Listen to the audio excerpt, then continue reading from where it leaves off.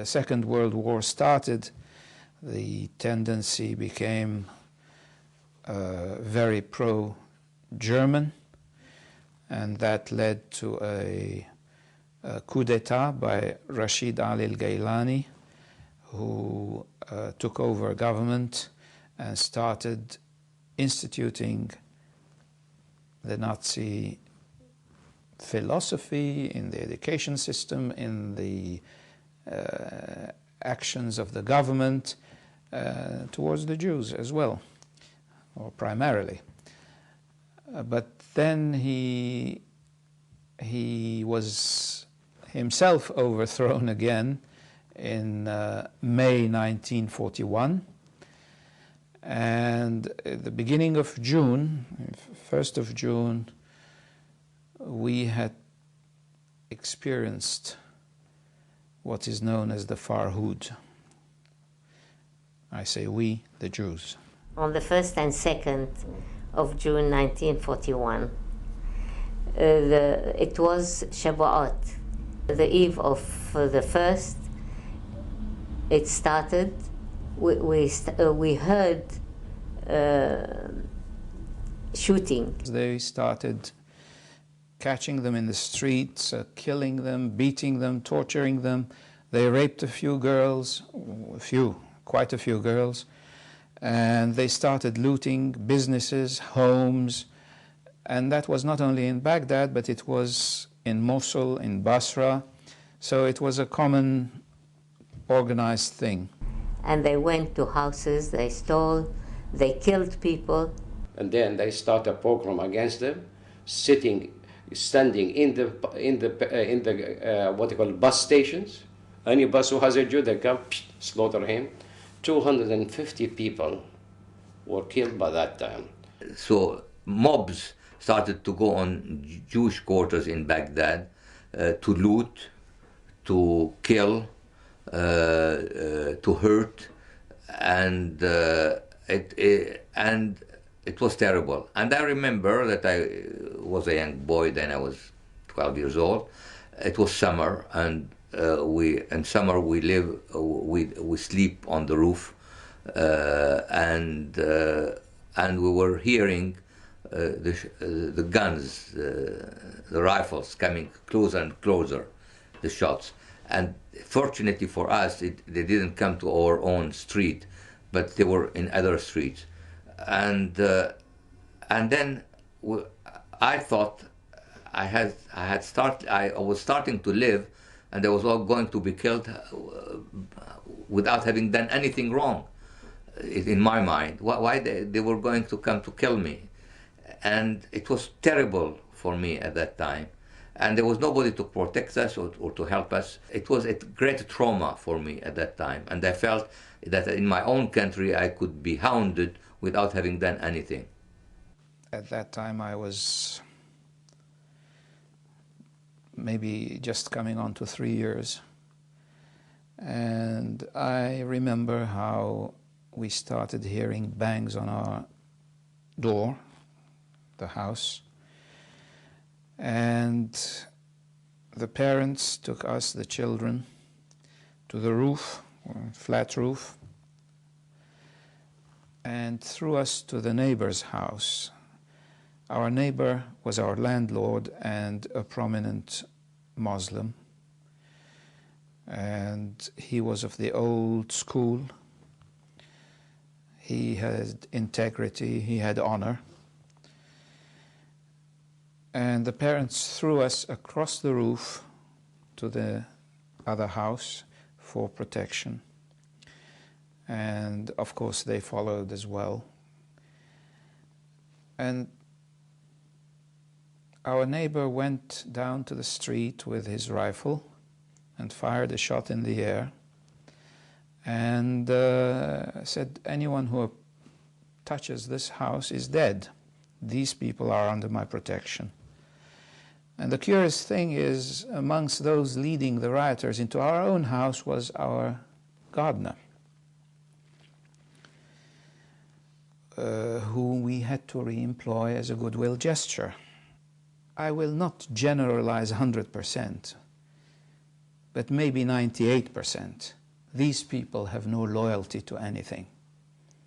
When push comes to shove, your neighbor, your friend, your closest friend will kill you if that's the way things would go. And it happened. It's not an exaggeration. It happened on many occasions. A lot of people were looted by their neighbors. Not by the mob from the street, but by their neighbors. There were many who studied together, Jews and Muslims, and they helped them in their work. But in the Farhud, they killed their friend, Jew, and his father, and raped his mother and the sister. In this quiet of the night, I mean, this is, I don't forget. We hear the shouting of the Jews, you know, when the looters come and attack them. This has lasted for 2-3 days, and then everything started to clear. It was I remember every bit of it, that's all. In the morning of the Farhud, the 1st of June, the first day of Shavuot, our Muslim neighbor, who was milkman with cows in a hut opposite our home, he said, Abu Ibrahim, where are you? Ibrahim, Abu Yaqub, where are you going? He said, I'm going to office. He said, no, don't go, stay home. There are massacre. They are massacring Jew in Baghdad. They have already knew, and it seems that rumors were spread that on the 1st of June of Shavuot there will be a massacre. And the next day told us that their neighbor, Muslim neighbor, they tried to rape the children, his daughters. The daughters were from 6 till 12. Yes, and then it is, in old Baghdad they raped even children, only girls, and killed the pregnant women also. Afterwards, a few days afterwards, hundreds, if not thousands, of Jews came asking for help, money, clothes, everything. They said, please give us whatever you can. Even they took with them the sweepers. وقع من الظالم حتى المكنسية ماخذوها من عنا. In this way, we were also, they told us about rape and murders and merciless attack of women and killing old men. And our parents were always keeping us away so that we don't hear these terrible stories of massacre and rape. The next day, when we want to buy bread and so on, a Muslim girl came and stood before the queue. So my brother and me told her, stay in the queue. He said, what? You Jews, after we have massacred you, we didn't break your head, and you dare to speak with us like this? We'll see what next Farhud we will do to you. So from then, there was no trust. That was the last nail for the Jewish community to even think that their future is in Iraq, you know, at that time. The Nazis made a huge propaganda in Iraq and in all the Middle East, but in Iraq it was very, and they did attract a lot of people in the army, in government, and who were nationalists and who thought to get rid of Western influence and Western presence, that means British, the Nazis would be their allies in that. we know that afterwards Hitler did say that he would liberate the Middle East of its Jews. He told that to the Mufti of Jerusalem, who was in Berlin at that time, Hussein. When I was in 41, there was Radio Berlin had an Arabic broadcast, and the man who did the broadcast was Iraqi, Yunus al-Bahri. We used to listen to Yunus al-Bahri, and he would King Abdullah, he would call him Hacham Abdullah, and he would insult Jews and so on. Anyway, so they were they were Nazis, and they were given order not to interfere.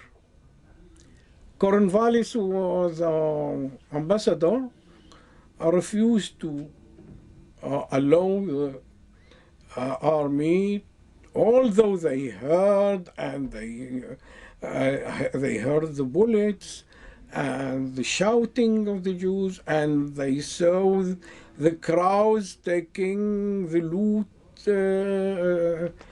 looted furnitures and so on. And they said, this is an internal affair, we shouldn't interfere, although the Jews were in fact the great helpers of the British and the most faithful to the British, who managed and administered a new Iraq. We have evidence from Freya Stark, the writer, who was in the embassy under diplomatic writ, and she later mentioned in two or three of her books the situation there, which was quite dramatic when the Farhud began, and we have stories from within the embassy about how reports were coming in of the terrible things that were happening. And she says that in the early days of the early moments of the Farhud, there were 4 attempts made by the curious thing, Oriental Secretary. There's an Oriental Secretary in the embassy. I think he tried 3 times, and he wouldn't do a 4th approach to Cornwallis, asking Cornwallis to get the troops to intervene. But Cornwallis refused. So the troops were actually camped on the fringes of the city, about 8 kilometers, 5 miles outside Baghdad's center. Farhud itself, that was going on all around them, they could hear what was going on because they're right in the center of the city, on the river's edge. It is very difficult to say how many people were killed, because the numbers are certainly greater than the official figures published. The government didn't want to have a big outcry afterwards. So there were hundreds killed, and maybe over 1,000 or 2,000 injured. And it was in the embassy 2 days later that the famous Cornwallis held a dinner party for the generals and his officers who had been in the invasion squad, if you want to put it this way, who had been thwarted because they themselves, I have records of them saying how frustrated they were. They could hear the shooting, they wanted to go in, but they were being held back by Cornwallis. He invited these senior officers to dinner in the embassy, and there is this wonderful chapter where they're sitting at this rosewood table with crystal glasses and silver chandeliers and silverware, having a beautiful dinner in air-conditioned comfort, because it was May, June, very, very hot already. It was an extremely hot spring that year. And they retired after dinner to have a game of bridge. And one of the officers has written that it was as casual as you like, that Cornwallis turned to his fellow players and said, "It's amazing, isn't it, how quiet it is? And just to think, only 2 days ago, 2,000 Jews were killed just down there." Very hard to say. We've seen figures ranging from, it wasn't 2,000, but it was higher than 400 and probably less than 900. Different estimates have come up at different times in history. No one can put a definitive figure on it, but it was huge. Now people sometimes ask me, were there Jews in Iraq, in Baghdad? I said it was almost the third of the population of Baghdad was Jewish. It wasn't just a few hundred. And also, these Jews were there for 25 centuries. And they were there before anybody else. So they were not just immigrants coming from somewhere else. And when the Allied forces came to Baghdad, there were only 30 Jews, less than 30 Jews left in Iraq, in Baghdad, a country which had the oldest Jewish community anywhere, and which was a very big community. They were all gone.